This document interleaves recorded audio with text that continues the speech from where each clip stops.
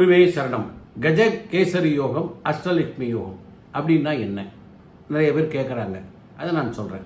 குரு சந்திரனிலிருந்து கேந்திர ஸ்தானத்தில் இருப்பது, அதே ராகு 6ஆம் இடத்தில் நின்று குரு லக்ன கேந்திரம் அடைவது, இவைகள்லாம் பார்த்திங்கன்னா இந்த கஜகேசரி யோகம், அஷ்டலட்சுமி யோகம்.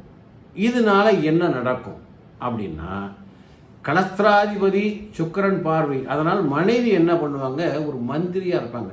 திருமணம் ஆகிறவர்களையும் இவன் சாதாரணமாக இருப்பான், சாதாரண ஒரு நடந்து போயிட்டு இருப்பான், இல்லை சைக்கிளில் போயிட்டு இருப்பாங்க. ஆனால் எப்படியோ ஒரு திருமணம் நடந்துடும். இந்த திருமணம் நடந்ததுக்கப்புறம் பார்த்தீங்கன்னா இவன் வாழ்க்கை எங்கேயோ போயிடும். ஒரு சாதாரண வேலையில் இருக்கிறவங்க உயர்ந்த வேலைக்கு போவான், இல்லை வேலையை ராஜினாமா பண்ணிட்டு மனைவியினுடைய ஒரு ஆலோசனையோட ஒரு தொழில் ஆரம்பிப்பாங்க. அந்த தொழில் நாளுக்கு நாள் உயர்ந்த நிலைமைக்கு போய் பெரிய பணக்காரன் ஆகிடுவான், கார் வாங்கிடுவான், பங்களா வாங்கிடுவான், உயர்ந்து 100 பேருக்கு அவன் சம்பளம் கொடுக்குற அளவுக்கு வாழ்க்கை உயர்ந்துடும். அப்படிப்பட்ட இந்த கஜகேசரி யோகம், அஷ்டலட்சுமி யோகம், அவன் மனைவியே லக்ஷ்மியாக மாறி அவனுக்கு உறுதுணையாக இருந்து வாழ்க்கையில் எப்போவுமே மனைவியோட அந்த யோகங்கள் முழுவதும் கணவனுக்கு வந்து சேரும்.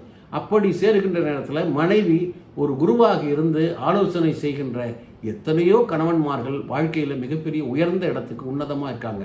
சில மனைவிகள் தான் கொஞ்சம் சரியில்லாமல் இருப்பாங்க. பொதுவாக 90% நம்மளுடைய தமிழக பெண்கள் கணவனுக்கு உறுதுணையாக இருந்து வாழ்க்கையில் உயர்ந்த இடத்துக்கு கொண்டு போகிறாங்க. அதுதான் உண்மை. அப்படி அமைஞ்சு விட்டால் அவர்களுக்கு எப்படி அமையும்னா, இந்த கஜகேசரி அஷ்டலட்சுமி உங்களுக்கு அந்த மாதிரி ஒரு மனைவி வந்துடுவாங்க.